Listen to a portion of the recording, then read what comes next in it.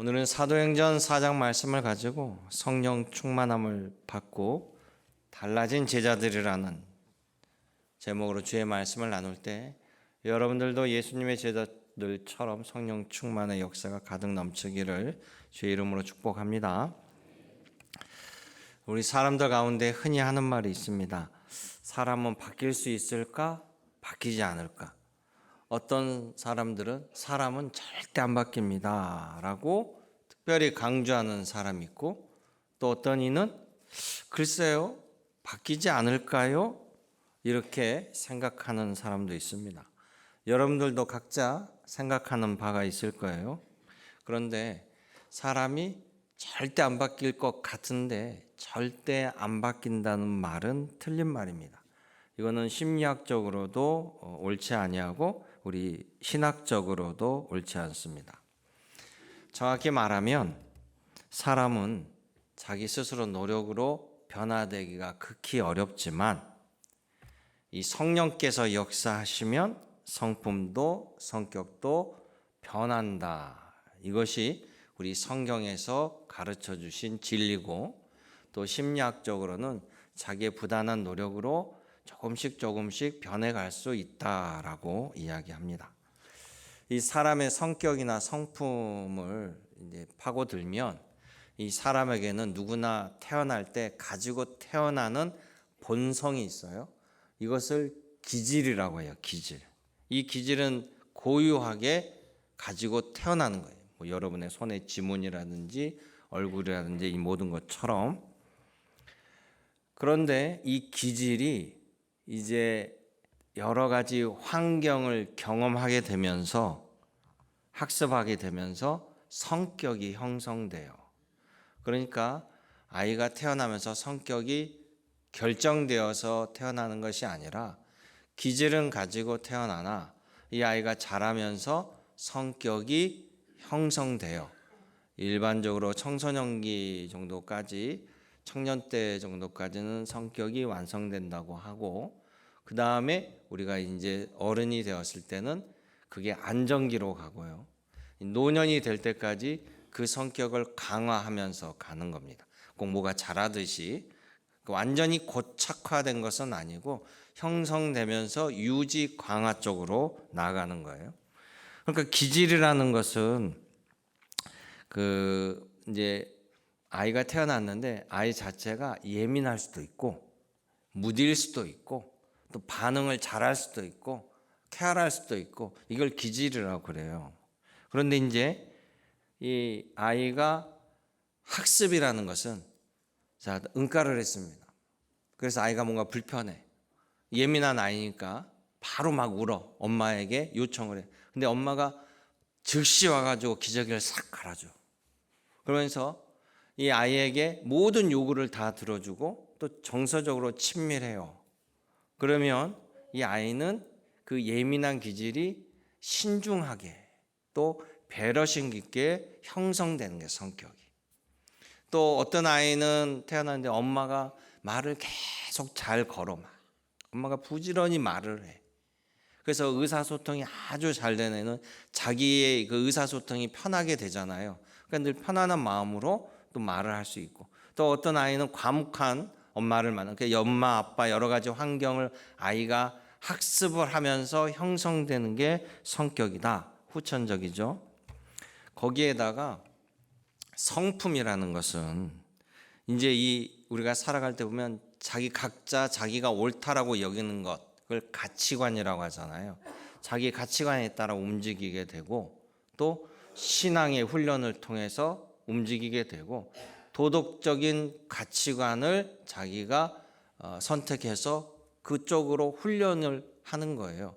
그러니까 누구는 되게 준법 정신이 강한 강직한 성격이 자라고, 어떤 이는 그냥 너무 그런 경계가 없이 살아가는 성품으로 자라기도 하고, 그러니까 가치관이 서로가 다 다르단 말이에요. 그래서 이것은 가치관은 훈련을 통해서 이제 그 사람의 성품을 이루게 됩니다. 그래서 이게 그 사람의 정체성이 되는 거예요. 저 사람은 누구다, 어떻다 평가하죠. 그래서 우리가 일반적으로 사람이 변한다, 변하지 않는다 뭐 이런 이야기를 할 때는 성품과 성격에 관해서 이야기하는 거고요. 기질은 결코 변하지 않습니다. 기질은 이게 좋다 나쁘다 할 수 있는 게 아니에요. 어떻게 학습되고 훈련되냐에 따라서 좋은 쪽으로 뻗을 수도 있고 또 다른 쪽으로 뻗을 수도 있고 한다라는 것이죠. 그래서 우리 성경은 사람이 이 변화해야 되고 옳은 길로 죄성의 영향력에서 하나님이 원하시는 길로 성품을 변화해야 된다. 그것이 그렇게 변할 수 있도록 하는 원인과 또 동기를 주고 또 할 수 있도록 실제적인 능력을 허락하는 것이 바로 성령 충만함입니다. 그래서 성령 충만함을 통해서 사람이 하나님의 사람으로 변해가는 거예요. 만약에 사람이 변하지 않는다면 성경의 성령 충만을 받으라, 성령 충만을 주실 이유가 없어요. 또 우리가 잘 아는 갈라디아서의 성령의 9가지 열매라는 그 말도 그 성령의 9가지 열매를 우리가 열매를 맺으라라고 말씀하잖아요. 그리고 그 맨 마지막은 사랑이에요. 사랑. 근데 이 성령의 열매라 맺힐 수 있는 것이 결국 성품의 변화를 통해서 그 열매를 맺게 되는 겁니다. 예를 들어 베드로를 보면요. 이 베드로의 타고난 기질은 그는 원래 말과 행동이 빠른 사람이에요. 그러니까 성급한 사람이기도 하죠. 그래서 그런 기질 속에 그의 성품이 형성돼서 한마디로 베드로는 말도 빠르고 행동도 빠릅니다. 예수님께서 십자가에 죽으신다라는 이야기할 때 가장 크게 반응하는 게 베드로예요. 예수님을 꾸짖고 그렇게 하면 안 됩니다라고 강하게 이야기하고 또 예수님이 십자가에 끌려가신다고 할 때 나도 같이 가서 죽겠습니다. 이렇게 말이 빠른 사람이에요. 그런데 막상 예수님께서 겟세마네 동산에서 체포되시고 끌려가서 취조당할 때 그 앞에까지 가서 궁금해서 가기는 했지만 심히 두려워 떨면서 그 옆에 있는 여종이 당신도 예수 따라다니는 종 아니야? 라고 했더니 뭐라고 해요? 화를 버럭버럭 내면서 나는 아니야. 나는 아니라고 말한 사람이에요. 이런 베드로. 그러니까 정말 예수님은 그에게 이렇게 우리식 말로 초친 세비처럼 살지 말고 좀 듬직하게 살아라고 베드로라는 바이라는 이름을 주어졌는데 그의 모습은 정말로 그 모습과 반대예요.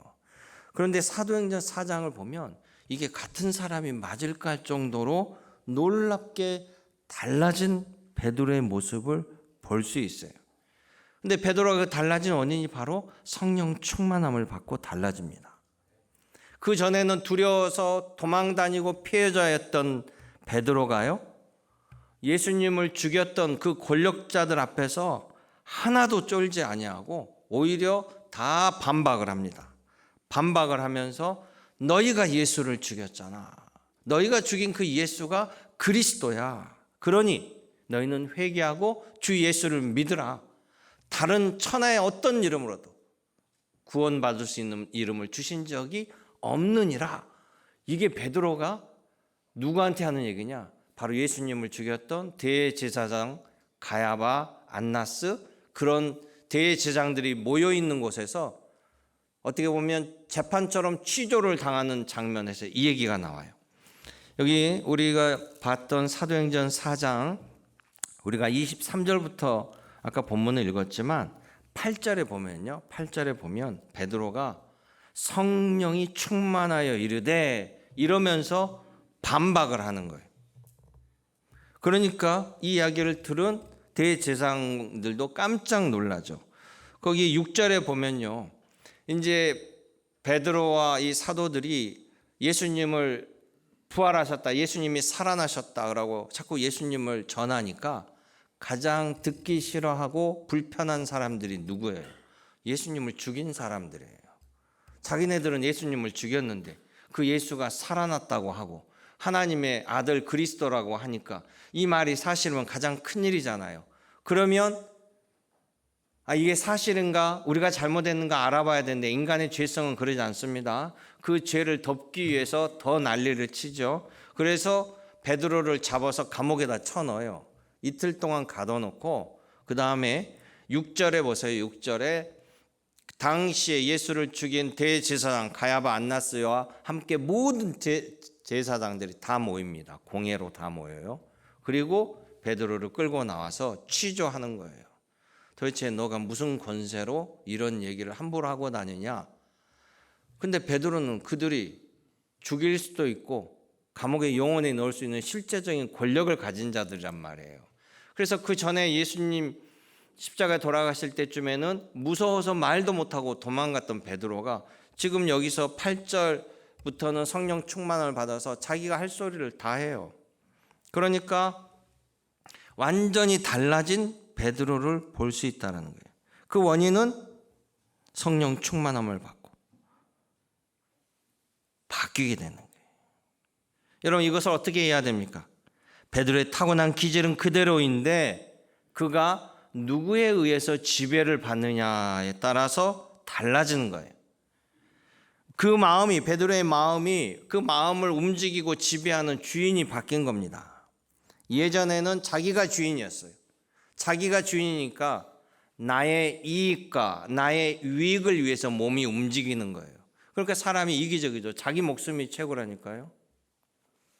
그래서 두려움과 사람 눈치를 보면서 어떻게 하면 내 목숨을 지키고 나의 가진 걸 지켜야 될까? 이것이 앞장섰습니다. 그런데 지금 베드로는 성령님이 지배해요. 성령님이 그를 전적으로 지배하니까 자기의 이익이 위해서 사는 것이 아니라 하나님의 뜻을 위해서 살아가는 모습으로 바뀌게 되는 거예요. 베드로는 성격 훈련을 통해서 바꾼 것이 아니라 성령 충만으로 바뀌게 된 거예요. 여러분들은 신앙생활하면서 성령의 내주, 성령 충만한 많은 이야기를 들었을 거예요. 오늘 이 4장을 중심으로 과연 성령 충만함이 무엇인가? 그리고 성령 충만을 받으려면 어떻게 해야 되는가? 성령 충만을 받으면 어떻게 달라지는가를 우리 사도행전 4장에 주신 말씀을 통해서 모두 다 분명히 깨닫고 여러분 모두가 성령 충만한 삶으로 하나님 기뻐하는 삶을 살아가는 여러분 되기를 주님의 이름으로 축복합니다. 첫 번째, 성령 충만이란 무엇인가? 4장 8절에 베드로가 이들에게 담대하게 말할 수 있는 이유, 그것은 그의 감정이 단지 뜨거워지거나 죄책감으로 죽더라도 할 말은 하고 죽자 이런 그 심령이 아닙니다. 하나님이 함께하자. 하나님의 권능, 하나님의 영이 그를 강력히 지배하고 역사하사 그의 입술과 그의 행동 모든 것을 하나님이 주관하시는 거예요. 그러기에 내가 내 마음의 중심에 나를 보호하려는 그 두려움이 나를 이끌어가는 것이 아니라 이미 예수를 구주라 시인하는 자는, 예수를 믿는 자에게는 선물로 성령을 주신다고 했어요. 그러면 우리는 모두 다 성령님을 받은 사람이에요. 그걸 성령의 내주라고 합니다. 그러면 바울이 뭐라고 그래요? 바울은 나는 늘 선한 일을 하려고 하는데 내 마음에 다른 법이 있어서 나를 자꾸 나쁜 죄악의 길로 이끈다라고 고충을 토로하죠. 여기서 바울의 속마음은 성령님이 내주하셔서 그를 지배하는 마음인데 그 안에 그의 본성, 죄의 본성이 있어서 끊임없이 대항을 하는 거예요. 대항을. 그럴 때 그가 성령의 은사대로, 성령의 주신 은혜대로 나아갈 수 있는 동력을 얻는 것은 성령 충만함을 받는 것입니다. 자, 그래서 이전에는 자기가 주인일 때는 목숨을 지키는 쪽으로 움직여요. 그런데 베드로가 성령 충만함을 받으니까 그 대제사장들에게 너희가 하나님의 대적자야. 나는 하나님이 보내신 그리스도를 믿고 따르는 사람이야. 라고 담대하게 이야기해요. 여기 17절, 18절 또 16절에 보면요. 이 대제사장들이 베드로를 감옥에 이틀을 넣어놓고 취조를 하면서 온갖 협박을 다합니다. 너 나가서 한 번만 더 예수의 이름을 얘기하거나 부활을 얘기하면 가만두지 않겠다라고 온갖 협박을 다합니다. 근데 베드로가 하나도 쫄지 않아요. 그리고 19절에 뭐라고 얘기하냐면 내가 사람의 말을 듣겠는가 하나님의 말씀을 듣는 게 옳을까? 그러면서 나는 하나님의 말씀을 들으리다.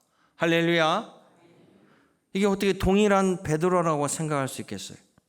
그러면서 오히려 12절에 다른 이름 어떤 이름으로도 구원을 받을 수 없다. 오직 예수 그리스도 그 이름으로 구원을 받는다. 오늘도 이 말씀이 여러분 유효한지 기억하시길 바랍니다. 12절에 그러죠. 다른 이로서는 구원을 받을 수 없나니 천하 사람 중에 구원을 받을 만한 다른 이름을 우리에게 주신 일이 없다. 천하 사람 중에. 그러면 이 땅에 있는 수많은 자기가 다시 온 예수라고 한 사람들, 수많은 이단들이 가짜인 것을 이것만 봐더라도 알잖아요. 사람 가운데 뭐 예수의 영이 임해서 예전에는 예수님으로 오셨고 이제는 누구라고 말하면 또 그러니까 전민으로 와서 내가 그리스도요 라고 말할 수 없다라는 것을 명명백백하게 기록해 두었다라는 거예요. 여러분 기드온 있죠. 구약의 기드온. 기드온은 소심한 사람의 전형인데 이 기드온이 성경에 보면 하나님의 영이 그에게 역사해요. 그게 바로 성령에 임하고 성령이 충만하게 되니까 그에게 나가서 네가 총사령관이 돼서 전쟁을 하라고 하는데 그 소심했던 기드온이 성령이 임하니까 나중에 완전한 용사가 되어서 하나님의 일을 완수해요. 이게 바로 성령 충만합니다. 내 두려움과 내 생각이 아니라 하나님이 내 삶을 지배하고 하나님이 기뻐하신 일을 해나가는 것이 바로 성령 충만함을 받는 사람들의 모습이라는 거예요. 그럼 두 번째는 그러면 성령 충만은 어떻게 받습니까? 그것은 자 31절 보세요. 31절. 자 베드로가 성령 충만을 받고 이 대제사장들을 대적하고 다 담대하게 이야기하고 그 다음에 예루살렘 교회로 돌아와서 교인들과 기도회 후에 31절 말씀이에요. 빌기를 다하매 모인 곳이 진동하더니 무리가 다 성령이 충만하여 담대히 하나님 말씀을 전하니라. 아멘. 자 이게 어떤 상황이냐면 아까 대제사장들이 수십 명이 공회에서 베드로를 잡아놓고 혼을 내고 다시 나가서 말하지 마라고 했는데 베드로가 그것을 거부했죠. 거부하고 나는 하나님의 말씀을 따를 거다. 하나님의 일을 할 거다. 그런데 21절에 보면 이렇게 대항을 하는데 대제사장들이 옛날 같으면 베드로 죽였을 텐데 어떻게 손을 대지 못해요. 그리고 결국에는 풀어줍니다. 풀어주면서도 끝까지 위협을 하면서 풀어주는데 왜 베드로를 풀어줄 수밖에 없냐면요. 사도행전 3장에 보면 한 사람의 고침받는 사건이 있어요. 성전 앞에서 구걸하던 사람.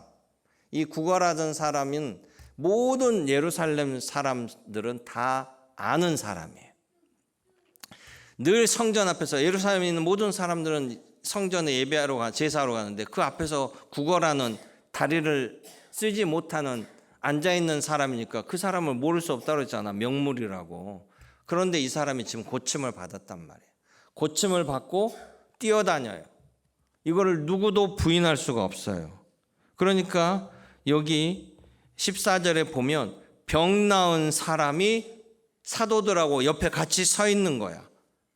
그러니 비난할 수도 없고 그 다음에 16절에 보면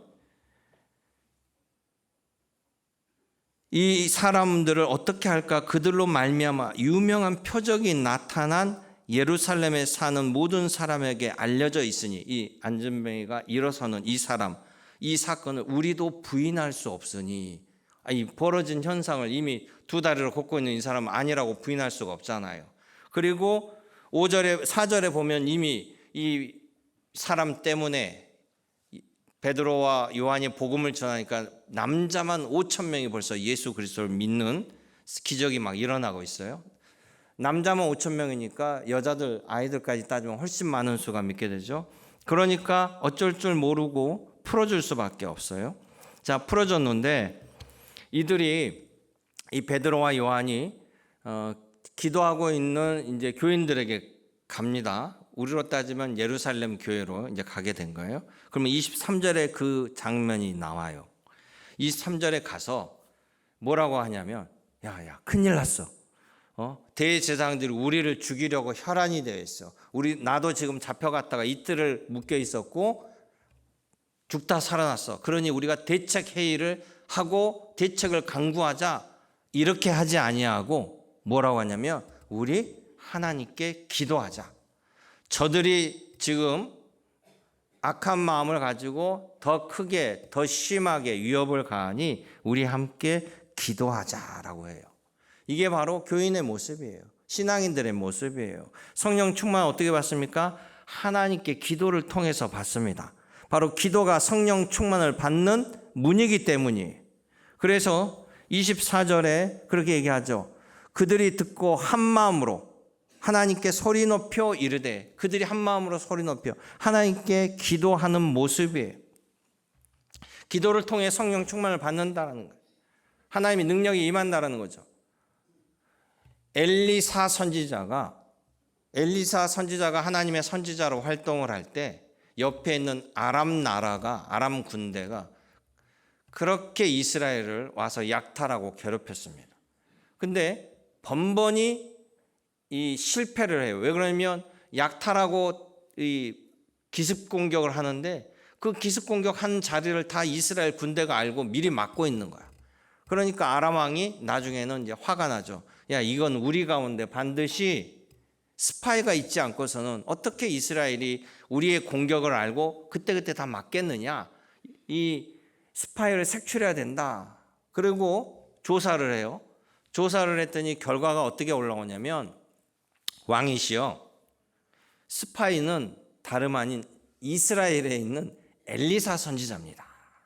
이 엘리사 선지자가 하나님께 기도하면 우리가 이스라엘을 침공하기 위해서 작전 회의를 하는데 그 작전 회의에 있는 모든 내용이 다 그대로 엘리사에게 갑니다. 이렇게 얘기해요. 그러면 어떻게 해야 되냐? 엘리사를 제거해야죠. 엘리사를 제거하면 우리가 이길 수가 있습니다. 그래서 아람 왕이 특공대를 이스라엘 이 엘리사 동네로 보내요. 그리고 엘리사 동네에 들어가서 이 아람 군대가 엘리사 집을 완전히 포위합니다. 엘리사를 잡으려고. 그런데 다음날 아침에 엘리사 집에 있는 그 종이 이제 집에 일어나서 이렇게 보니까 아니 담장 주변에 아람 군대가 다 포진하고 있는 거예요. 큰일 났잖아요. 엘리사에게 얘기합니다. 선지자예요. 아람 군대가 선지자님을 잡으러 왔습니다. 어디 도망갈 길도 우리는 죽었습니다. 라고 얘기하는데 엘리사 선지자가 얼굴 하나 변하지 않습니다. 걱정하지 말라. 그러면서 엘리사 선지자가 기도하는 거예요. 막 기도를 하시면서 그 종을 위해서도 기도합니다. 그 기도를 마치니까 이 종이 눈이 열려져, 영안이 열려지죠. 영안이 열려져. 성령이 역사해가지고. 그래서 그 전에는 아람 군대만, 자기를 죽이려고 하는 아람 군대만 보였는데 그 뒤에 불병거와 불마차가 호위에 완전히 두르고 있는 하늘의 천군을 보게 돼요. 바로 이 엘리사의 기도를 통해서 성령께서 성령의 충만함을 부어주셔서 사안의 눈을 열어보게 하고 그 사안의 마음속에 담대함을 주셨다는 거예요. 두 번째는 성령 충만을 받는 비결은 우리가 기도하는 대상이 누군지를 제대로 알아야 돼요. 우리가 기도하는 대상은 누굽니까? 크신 하나님, 능력의 하나님, 전능하신 하나님이라는 거예요. 여기 보면요, 본문의 24절에 그들이 기도할 때 맨 처음 뭐라고 부르짖습니까? 대주제여, 천지와 바다와 그 가운데 만물을 지으신 이시오. 할렐루야.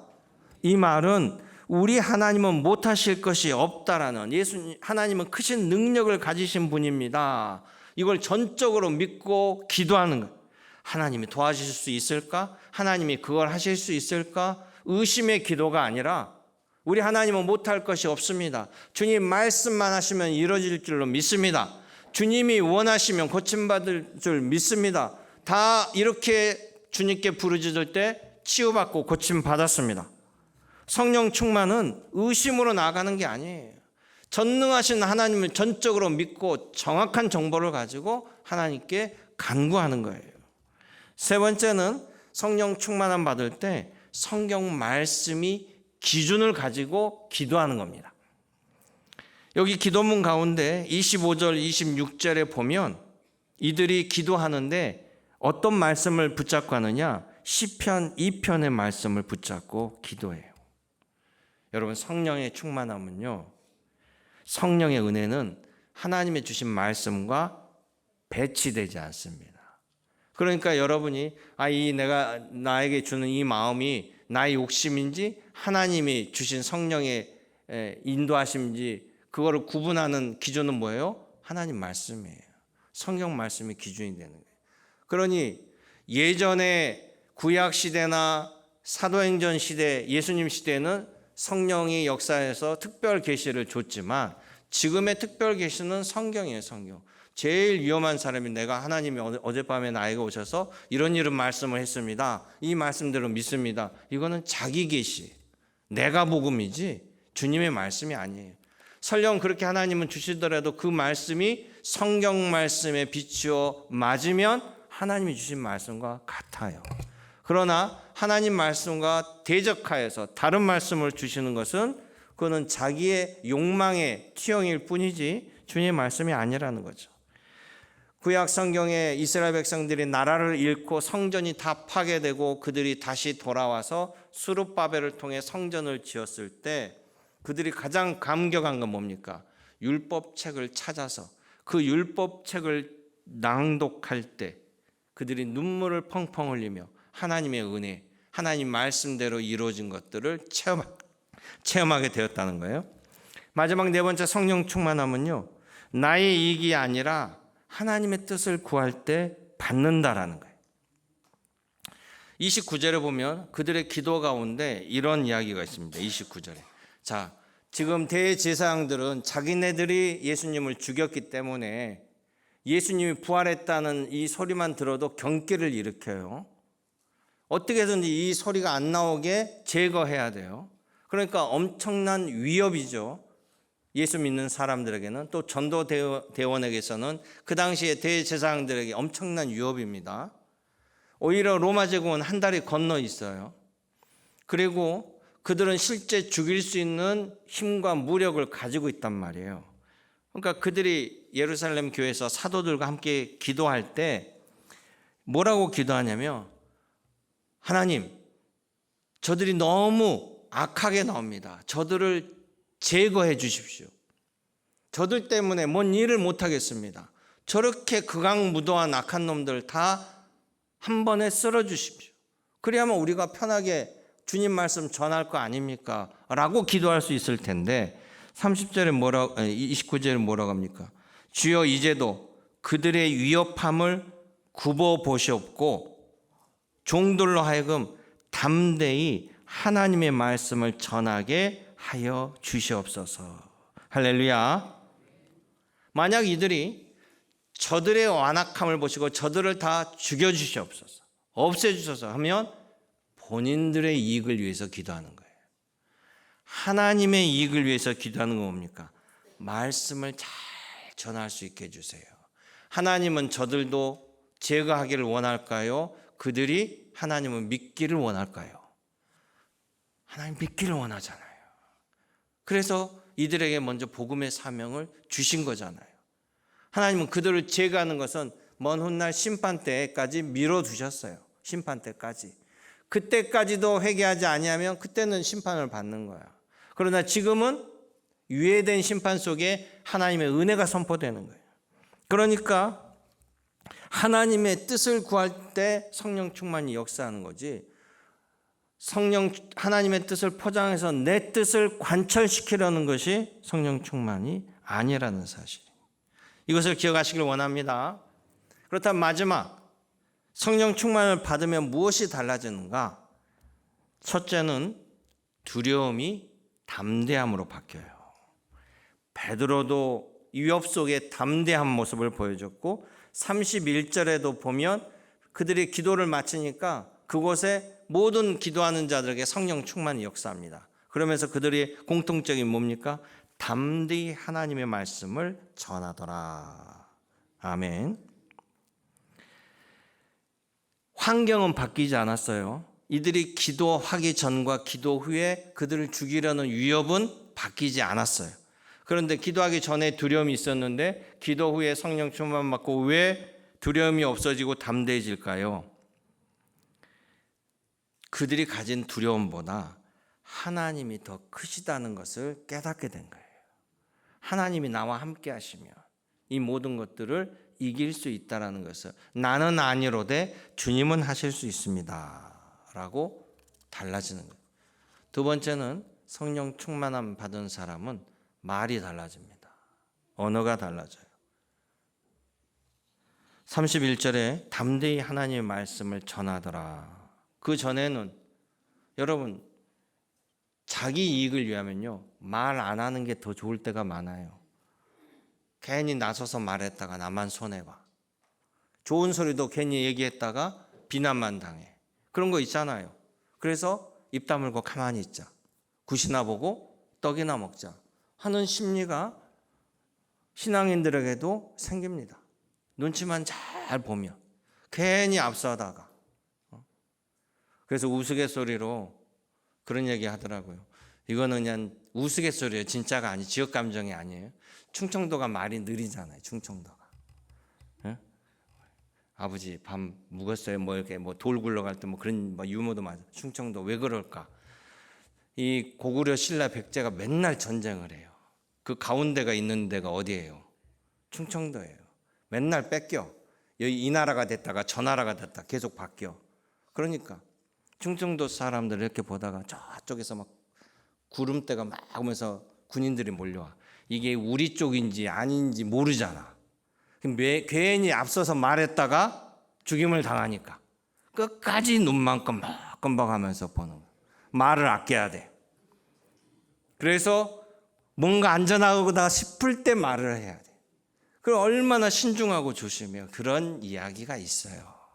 괜히 오해하지 마시고, 저도 들은 얘기인데 너무 웃기고 또 공감되기도 해서 이런 얘기를 했습니다. 그런 것처럼 우리의 입술이 달라져야 돼요. 모세 보세요. 모세 도망자로 양치기로 살았어요. 가서 바로 왕에게 내 백성 풀어주라고 말하래요. 이게 쉬운 일입니까? 모세가 그러잖아요. 하나님 저 말주변 없어요. 저 말 못해요. 그런데 하나님이 내가 너와 함께 하리라.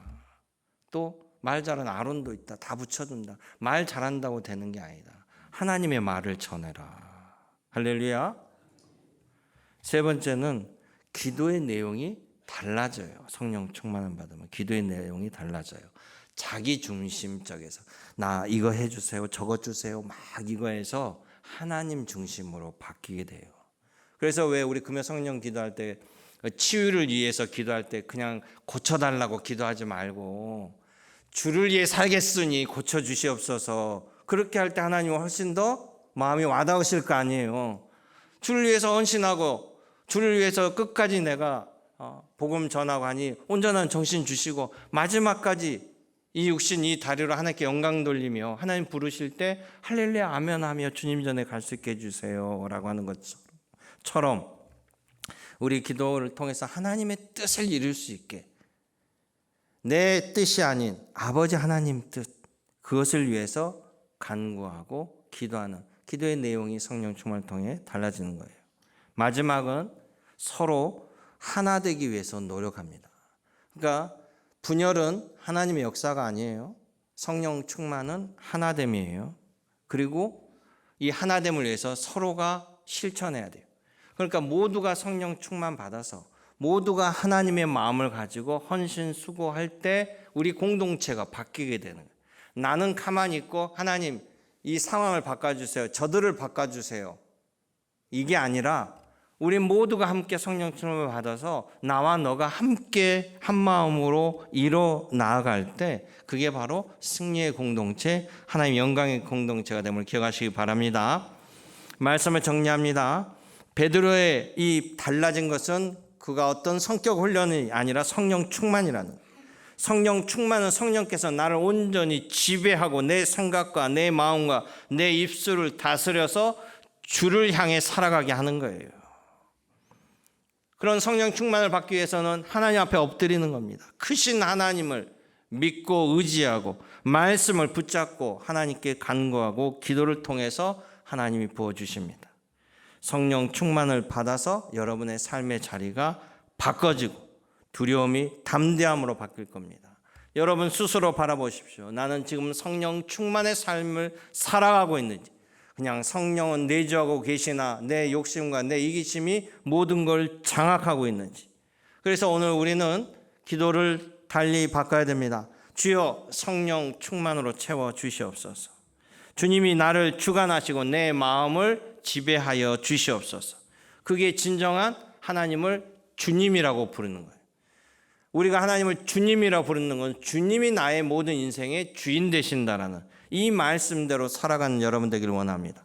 여러분 모두가 성령 충만함을 받아서 여러분 삶의 자리에서 하나님의 기쁨과 영광을 돌려드리는 주의 권속이 되시기를 주님의 이름으로 축원합니다.